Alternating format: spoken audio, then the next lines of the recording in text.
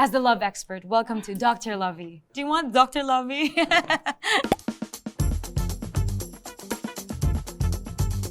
Hello everyone, I'm Lovi and I'm here to do the Cosmo Challenge. Today I'll be answering all your questions about life and love. Let's start? Okay, question number 1. My parents have always been worried about me being NBSB, which means, first time ko din ito malalaman, no boyfriend since birth. It's gotten worse lately because my cousin just got married and she's younger than me. How can I tell them to stop being so pushy without hurting their feelings?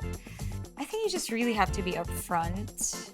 I don't think you'll hurt their feelings when you talk to them politely about it. Because sometimes we can just explain din naman na, some people get so lucky that they meet the one that they want to spend the rest of their lives with or actually want to be with. But sadly, it doesn't happen to everybody, and that's probably you at the moment. So I think it's something that you should explain.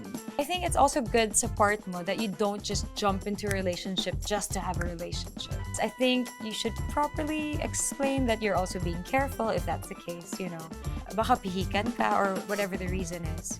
I think as long as you're polite about it, in all honesty, parang you don't really have to explain yourself. It's your choice at the end of the day. I guess sometimes hindi mo lang talaga maiiwasan yung opinion ng ibang tao, especially coming from your family because, they're just looking out for you at the same time. You just have to be more understanding of where they're coming from and probably ask the same from them to be more understanding where you're coming from. Question number 2. I've been single for over a year and I came from a long-term relationship. aka to the point na akala ng family and friends namin will get married na. I want to know how do I get myself out there kasi ready na ako to meet new people and maybe date again. My question is, what should I do to meet new people? Meeting someone just happens on a random moment, just let things flow. You're not gonna go out there and go to a club just to search for to meet someone. Because sometimes you may meet someone, most impossible place, I think just let things flow. Do your thing on a day-to-day basis, but make sure that your day-to-day basis means that you're stepping out of your house, not like just staying at home because that's gonna be hard to meet people. Pero yun, just let things happen. You don't have to push for certain situations kasi it'll come, especially when you're not looking. Wow, there's like that.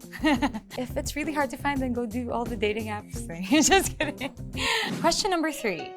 I've lived with my boyfriend for 5 years and now we learned that he has to be transferred abroad for work. We talked about this and we both agreed it is a great opportunity for his career growth. I've never been in a long-distance relationship, so I have no idea how to keep our love alive while we're apart. Any tips? Well, you asked the right person. I'm in a long-distance relationship and it's hard. Just kidding. I think since you guys have been together for 5 years, it's so much better because meron na kayong foundation na nabuo. And yes, long distance is hard, but it's also nice that you let each other grow even if you're separate. It could be a test sa relationship ninyo, how you're gonna keep it alive. But that's just how it is. Sometimes you have to go through all these phases to make sure that you get through all these difficulties. But I think it's also nice that you consider your partner's growth even if it means for you guys to be apart. Because at the end of the day, if you want to make it work, you will make it work. So in a long-distance relationship, for me, what we've been doing is that we always try to find a certain time to be together. Although sometimes it takes months, 7, 8 months, or whatever. It's gonna be tough, but if you want to keep it going, you guys will make it work.